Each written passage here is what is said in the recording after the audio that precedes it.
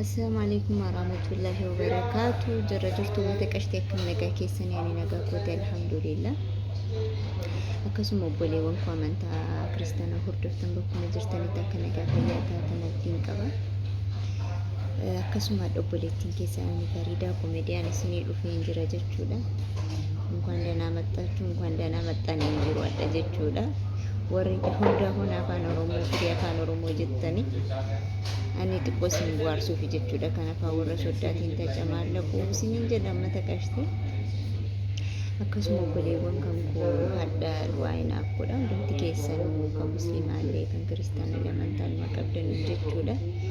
Du'aayinaaf godha obboleewwan koo hedduu na dhukkubaa. Kulaaliti hedduu na dhukkubaa dhaabachuu hin dandeenye, hojii hojjechuu hin dandeenye. Du'aayinaaf godha rakkina cimaa keessan jira dhugaa rabbi. Wallahi ani hedduu tokko sodaadheen jira. Kulaalitii dhukkubsachuu kana namni biraa gizeen waa'ee kulaalitii akka miidiyaa irratti dhukkubsata jedhamee akkas irdaata waan adda addaa godhamu. Dhugaa rabbi maqaan kulaalitii gizee dhaame jechuudha. Bakka kaleen keenya jettu sana jechuudha. Waa waynatti dhagaa sodaachuu irraa kan ka'e jechuudha. Akkasii uummata qashtii wanti sodaatan immoo nama nanqatu kan jedhamu dhugaadha. Waan ani hedduu sodaadhuuf fakkaata. Amma kun ani dhaabachuu dadhabee hojiilee hojjechuu dadhabee bakka tokko daqiiqa 5 yoon dhaabbadhe bakka sa'aatii walakkaa jechuudha ofillee hin beeku bakka na gubaa na dhukkubaa gadi na waraana keessaa waa wahii cabe wayinatti fakkaata gisee achi na gubu akka sana na gubu jismiin koo hundi tokko sa'aatii natti gadhiisee dhaabbachuu hin danda'u ciisuu hin danda'u. Dhugaa rabbii amma jechuudha ji'a 2 ji'a 3 akkasiif hin deemaa jira bakka kana gara mirgaa kanaan jechuudha ciisuu hin danda'u. Gara bukkee gar tokko nan ciisa yookaan garaadhaan akkana gaddee beetan ciisa malee asiin akkana ciisuu hin danda'u jechuudha. Wallahi rakkina cimaa keessan jira obboleewwan kan koo du'aayinaa godha. Namni gizee namni akkana kolfee uffatee maal jedhee sobeel kaaniin kolfu namni nama waan hedduu namatti tolee mirqaanee jiraatu wayii nama see hundumti keenya iyyuu keessa keenya rabbi duwwaadha kan nu beeku akka namitti jiraatu rabbi duwwaan namaa beeka jechuudha. Akkasii obboleewwan kan koo dhugaa rabbii ani mana hakimii Dubaayii kana keessa dooktoruu dhumti gaarii nu jira jedhee hin yaadu. Mana hakimii hedduu deemee mana hakimii gizeen deemu waan jiru raajiin hankaa waa hunda ultrasaawundi hunda nan ilaalama jechuudha. Kiniinii dhuma guuranii natti kennanii dhiiga fuudhanii maal jedhanii dhukkubni kee kana jedhee namni ifa baasee ibsee namatti himu hin jiru jechuudha. Dubaayii kana keessa al tokko fayyaan bakka gaafii dhuma wayii fayyinatti ta'a. Maalee jarri kun warra Arabaa wajjiniin walii galtee qabu moo sarraatanyaan gisee jarri dhukkubsatanii mana hakimii deeman ittiin himina rakkina adda addaa yoo jiraate jedhanii amansiisu moo waan jedhamu hedduu fayyina dhugaa rabbii na xaraxarsiisa yeroo baay'ee jechuudha. An dhukkubsadhee akkasitti taa'uu dadhabee gisee mana hakimii dhaqu gisee na ilaalanii maal jedhanii waa tokko hin jiru nagaadhaan hundumtuu baroodha kiniinii kana fayyadamee akkanatti kiniinii guuranii natti kennu obboleewwan kan ani immoo wantan jibbu biyya lafaa kanarra kiniinii marfee iyyuu naa wayya jechuudha. Kiniinii tasuma hin jaalladhu. Kanaan bakka naqe mana hakimii naqe hundumatti immoo kiniinii guuraniiti kan natti kennan jarri jechuudha. Kiniinii sana gizeen fudhadha caggaarraa tasa caggaarraa duwwaa natti kaasa. Caggaarraa wajjiniin gubachuudha. Yeroo inni na salachee caggaarraa natti jabaate illee kiniinicha nan dhiisaa gizeen kiniinicha dhaabe immoo ittuu natti jabaata. Kanaaf rakkina keessan jira obboleewwan kan koo du'aayinaaf kadhaa isiniin jechuu barbaada. Dhugaa waa'ee kulaalitii kana hedduun sodaadha waan an sodaadhuuf natti fakkaata iyyuu kan akkana na godhaa jiru jechuudha. Waaddenyaan keenya tokko asuma bukkee keenya kan wajjin hojjettu jechuudha. Ijoollee daa'imaa eeddii ijoollee wajjin fiigaa oolti kun bakkee kana jechuudha. Gizee aduus gizee bokkaas ijoollee daa'imaa wajjin mucaa walloo tokko mucaa tokko qabdi biyyaa jechuudha. Abbaa warraa isii wajjin adda baatee jirti. Mucaa isii maatii biratti kennatti haadha isiiti kan mucaa isii guddisaa jiran jechuudha. Mucaa kiina bakka mucaa bakka gara fuulduraatti waa guddaa yaadu dhugaa rabbi. Qodaa bitattee maal jettee wanti siin bittu hundi bakka nama taa'ee waan isiin gara fuulduraatti ergasii yaaddu sana kan inni boossisa bakka ofumaan qabee yaadadhee akkasitti mucaan jechuudha bakkeetti yeroo hunda jechuudha miila isii kana gara gadiitti kan isii immoo gara gadiitti ta'a jechuudha. Ani bakkuma kanatti bakkuma cinaacha kana bukkeedha bakka mallattoodhuma kaleen jiru sanatti jechuudha bakkuma sanatti ta'a kan koommoo jechuudha qaama biraa irratti gadimsi achumatti na guba achumatti gad na waraana kan isii immoo miilaan gad miiluma kan hunda dhiitessa jechuudha.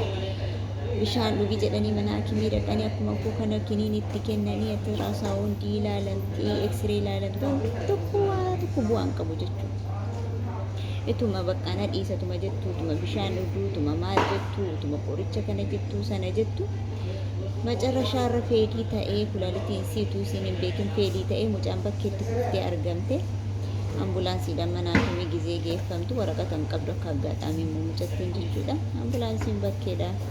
Iyyamee maal jedhame ijoolleen sarrateenyaan ambulaansii dawwalame ambulaansii fuudhee gizees mana hakimii kan mangistii tawaamii gizee geessu mucaan lubbuun bahee jira.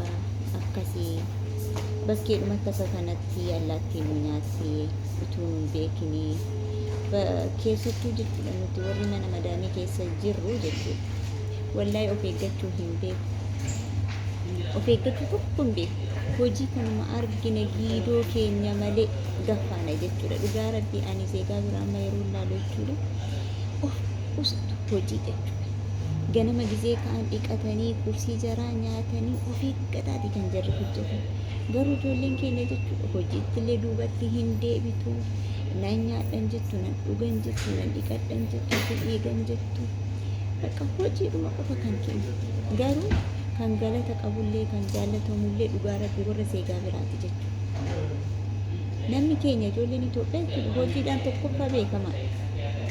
Garuu misgaanaa jaraaf misgaanaa aranni misgaanaa Itoophiyaa hin jiru dhugaa rabbii maaliif kaayyoon keenya hojii hojiidhaaf duubatti hin deebinu giidoo keenya illee qusannu garuu akkuma sana dhukkubaaf illee takka turakkuudhaaf illee kan saaxilamu nuyi maaliif ofiin eegnu kan ofiin yeroo baay'ee amma ijoollee bakka danudha jechuudha dhagwaarraa dhukkubsatu kulaalitii dhukkubsatu amma bakka tokkotti soofaa asii fachi naannessuudha hojii giidoo keenyaan ol ta'ee harkisuudha nyaata sa'aatii malee nyaannee beelaan erga beelofni sa'aatiin darbee ta'ee nyaanna akkasuma gizee nyaanni sun dhukkuba ta'a jechuudha. Akkasii obboleewwan kan koo adaraa keessan bakkuma jirtanitti obboleewwan kan koo adaraa of eeggadha. Aranni yoo isin kaatanii fuftan yoo isin dadhabdan jechuudha. Yoo danate yoo nama isin jaallatu taate guyyaa 20 kan isin dhukkubsiisu jechuudha. Sanaa booda dhukkubsatteetta biyya galtee boqachuu qabda. Biyya galtee tikkeetti siifatti bakka. Ati ofii keetiif illee hin taane maatii keetiif illee hin taane bakka kamtuu jechuudha. Arabni yoo ati dhukkubsatte kan biraa fiddisiisa gaggeessiti. Yoo fayyaa qabaate hadhanni nu hojjannu kun nu jechuu gara fuulduraa yaana garuu waan nutti dhufu hin beeknu jechuudha. Kanaaf obboleewwan kun hamma danda'ame of eeggadhaa hojii giidoo keessanii olii hin hojjatina waan fedhe yoo dhufellee nama wajjin wal gargaaraa hojjedhaa giidoo keessan qusadhaa dhugaa rabbii yoo kuftan isinuma akkuma malee aranni wanti isin gootu nyaatallee sa'aatii keessanii utuu hojiin jalqabin kaatanii dhiqattanii nyaata keessan qursii keessan nyaatanii hojii keessa seeran of eeggadhaa hojjedhaa dhugaa rabbii wanti akka of eeguu hin jiru nu hadha hin hojjenna malee jechuudha. Yoo nu jiraannee fayyaa qabaanne gallee miti kan birrii hojjennu kanatti fayyadamu. Hadha koo kaanee jechuudha dhukkuban taaneef yoo kaanee saaxilamu birrii nu waggaa meeqa hojjennee iyyuu nu akkamsiisuu hin danda'u. Arabni immoo yoo ficate siinuu yoo nama gaarii taate kan guyyaa 20 nama akkamsiiftu jechuudha. Mana ofii ciibsitee mana hakimii makiinaa shufeerii isiitiin si geessitee mana ofiitti si ilaaltee maal jettu isiin yoo nama gaarii taate jechuudha. Kanaafuu jechuudha nu of eeggachuun nurraa barbaachisa obboleewwan kan dhugaa rabbii of eeggadha. Waan giidoo keessanii hin taane oliin fuudhina. Kulaalitii waa xiqqoo irraa nama qaba. hamma danda'ameen of eegaa, bishaan dhugaa, nyaata nyaadhaa, sirriitti of eegaa. Dhugaa rabbi waa tokko bu'aan biyya arabaa dhukkuba bitachuudha malee waa tokko bu'aan waliin jiru. Cobbara bitachuu, kulaalitii bitachuu, kanuma bakka bu'aan kan keenya jiru. Amma jiran rabbitu beeka isattu keessattuu gizee sa'aatii kana jechuudha, sa'aatii dhumaa kana. Kanaafuu obboleewwan kan koo bakka jirtanitti rabbiin isin haa eegu. Hamma danda'ameen of eeggadhaa.